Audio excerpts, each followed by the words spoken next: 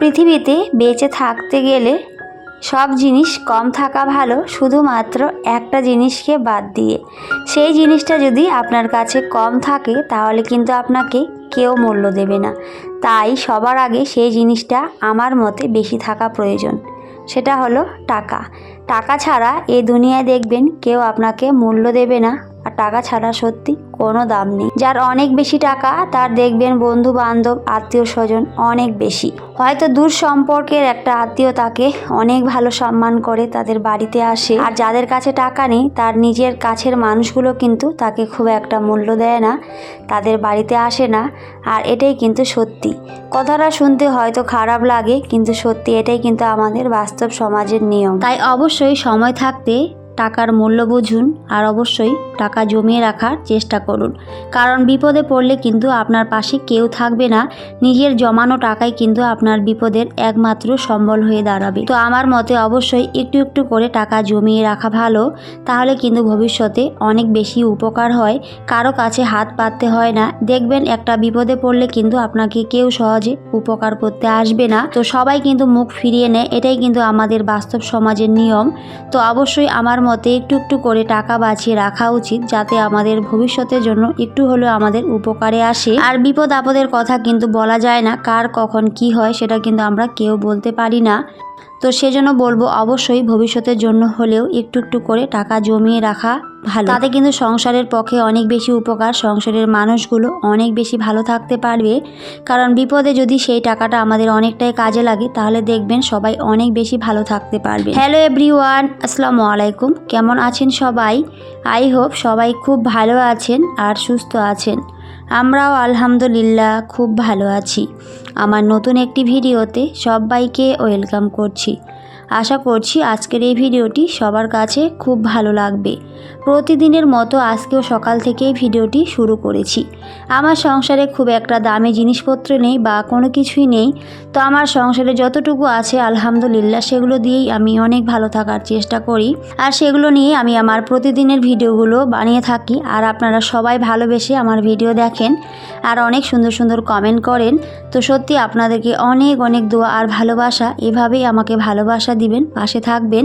সবার অনেক সুন্দর সুন্দর কমেন্ট পাই, সত্যি আমার অনেক বেশি ভালো লাগে। আমি কিন্তু সবার কমেন্ট অনেকটা উৎসাহ নিয়ে পড়ি আর অবশ্যই সবার কমেন্টে রিপ্লাই দেওয়ার চেষ্টা করি। আমার কিন্তু বেশ ভালো লাগে।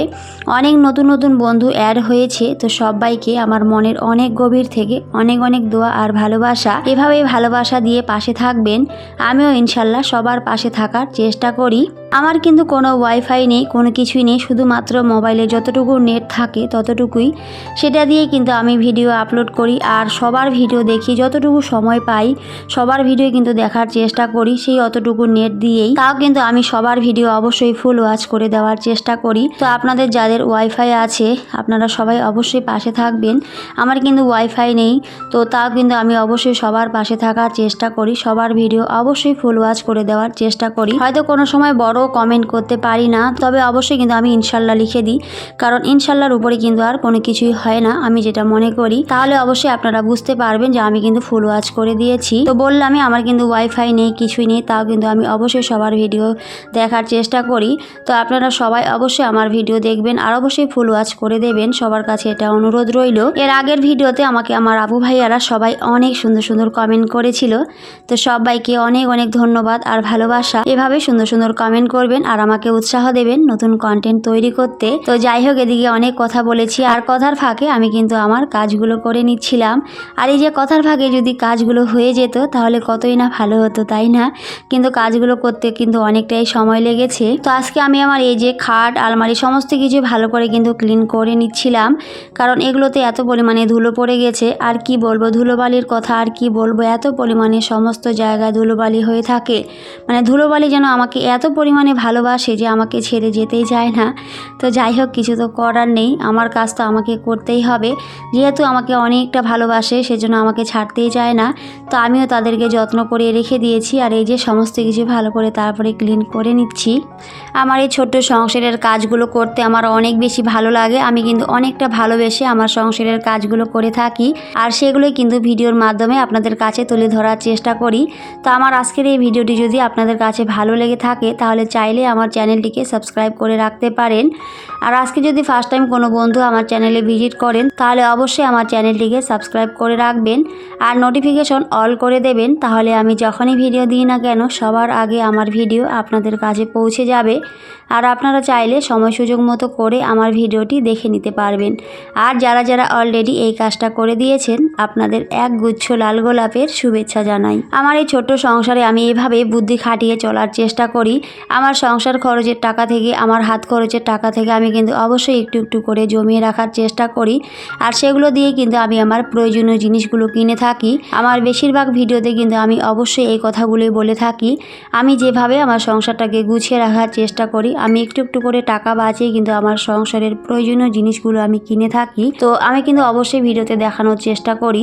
আর এটাই কিন্তু সত্যি, আমি কেন মিথ্যে বলতে যাব বলেন, আমি অবশ্যই যেটা করি সেটাই কিন্তু সত্যিটাই বলে থাকি। আমি কিন্তু কোনো মিথ্যে এখানে বলি না, কারণ যেহেতু আমি আমার প্রতিদিনের লাইফস্টাইল ব্লগ শেয়ার করি, তাহলে এখানে যদি আমি কোনো মিথ্যে কিছু বলি তাহলে কিন্তু অবশ্যই আপনারা সেটা ধরে নেবেন। তো সেজন্যই কিন্তু আমি কখনোই মিথ্যে বলছি না। আমি যেভাবে আমার সংসারটাকে চালাই সেগুলোই কিন্তু আপনাদের কাছে তুলে ধরার চেষ্টা করি। তো অনেকে অনেক সুন্দর সুন্দর কমেন্ট করে জানতে চায়, আমার কিন্তু অনেক বেশি ভালো লাগে। আমরা কিন্তু মাত্র 3 জন মানুষ, তো এই যে 3 জন মানুষের সংসার খরচ যতটুকু লাগে ততটাই, এর বাইরে কিন্তু আমি কোনো কিছুই খরচ করি না।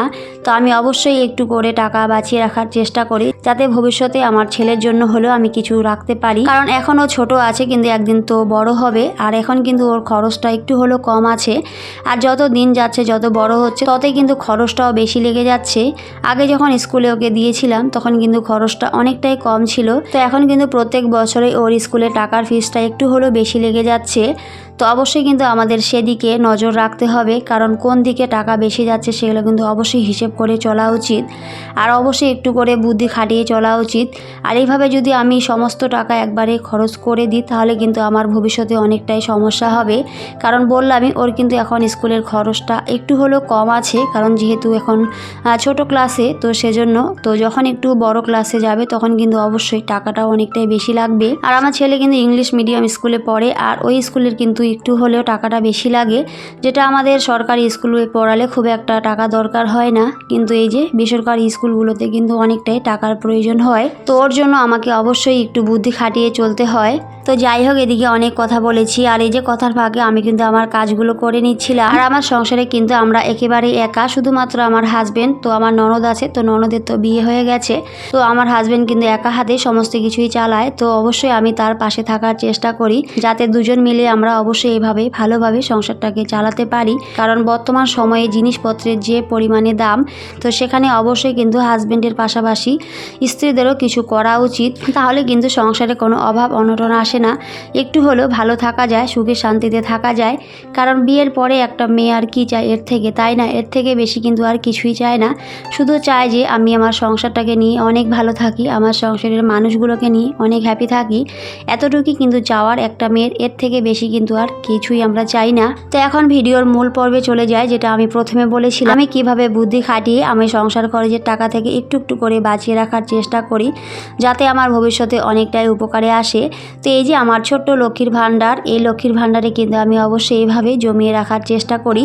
আর এইভাবে 10 টাকা 20 টাকা করে যদি রাখা যায় সত্যি অনেক বেশি উপকার হয়। আর এইভাবে একটু একটু করে জমিয়ে কিন্তু অনেকগুলোই হয়ে যায়। আসলে আমরা কিন্তু একবারে কেউ অনেকগুলো টাকা জমাতে পারি না, অল্প অল্প করেই কিন্তু একদিন সেখানে অনেক বড় একটা অ্যামাউন্ট তৈরি হয়। আর এটা কিন্তু সত্যি। তা আমি অবশ্যই এভাবে একটু একটু করে জমিয়ে রাখার চেষ্টা করি। আর এটা যখন আমি একবারে ভাঙবো তাহলে সত্যি অনেকগুলো টাকা কিন্তু একবারে বের হবে। তো আমি অনেক আপুর ভিডিও দেখি, তো আমার প্রিয় আপুরা সবাই অনেক বেশি বুদ্ধিমতী, অনেক সুন্দর করে সংসার চালায় আর অনেক কিছু এভাবে সেভ করে। তো তাদেরকে দেখেও কিন্তু আমি অনেক কিছুই শিখি। আসলে আমাদের কিন্তু শেখার শেষ নেই, আমরা কিন্তু প্রতিদিন কারো না কারো ভিডিও দেখে কিছু না কিছু শিখেই চলেছি।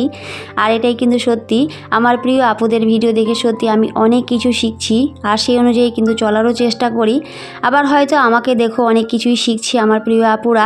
আসলে আমরা কিন্তু সবাই একে অপরকে দেখে অনেক কিছু শিখে চলেছি, কারণ শেখার কিন্তু কোনো শেষ নেই। আর এই ইউটিউবে এসে যে কত কিছু শিখেছি তার তো কোনো শেষ নেই। সত্যি এই 1.5 বছরে আমি অনেক কিছুই শিখে গেছি। আমার কিন্তু আগের চ্যানেল ছিল, 1.5 বছর সেখানে কাজ করেছি, তো সেখানে আমি সাকসেস হতে পারিনি, কারণ তখন কিছুই বুঝতাম না, না জেনে না বুঝেই কিন্তু সেখানে চ্যানেলটা চ্যানেলটা খুলেছিলাম। আর তারপরে কিন্তু এই যে এই চ্যানেলটা আমার খোলার 1 মাস হলো। তো এখন কিন্তু এই চ্যানেলে আমি কাজ করছি। আগের চ্যানেলটাও কিন্তু আছে, সেখানেও মাঝে মধ্যে ভিডিও দেওয়ার চেষ্টা করি, কারণ সেখানে আমার অনেক প্রিয় আপুরা রয়েছে যারা আমাকে অনেক বেশি ভালোবাসে। তো সেজন্য কিন্তু তাদের জন্য সেই চ্যানেলটা আমি রেখে দিয়েছি। তো যাই হোক, তারপরে কিন্তু আমি এদিকে রান্না করে নিচ্ছিলাম। তো আজকে খুবই সিম্পল রান্না করেছি। আজকে ডিমের ঝোল, তার সাথে পরে বেগুন ভাজা করে নিয়েছিলাম। তো এই ছিল আজকে দুপুরে রান্না। তো খুবই সিম্পল রান্না করেছি, সেটা একটু শেয়ার করেছিলাম। আসলে আমরা যেহেতু 3টা মানুষ, তো খুব একটা রান্না বাড়াও আমার ঝামেলা থাকে না। এক টাইম রান্না করলে কিন্তু আমার 2 টাইম হয়ে যায়। তো সেজন্যই আমার গ্যাস খরচটা অনেকটাই কম লাগে। তো সেজন্য আমার সংসার খরচটাও একটু হলেও বেঁচে যায়। তো আমি এভাবেই সংসার খরচের টাকা বাঁচিয়ে সব সময় রাখার চেষ্টা করি, যাতে ভবিষ্যতে একটু হলেও আমার উপকারে আসে। আর এভাবে আমি আমার সংসারের মানুষগুলোকে নিয়ে অনেক বেশি ভালো থাকতে পারি, হ্যাপি থাকতে পারি, সেটারই চেষ্টা করি। তো যাই হোক, আজকের এই ভিডিওটি সবার কাছে কেমন লেগেছে সবাই কিন্তু অবশ্যই কমেন্ট করে জানাবেন। সবাই খুব ভালো থাকবেন, সুস্থ থাকবেন। সবাইকে টাটা, আল্লাহ হাফেজ।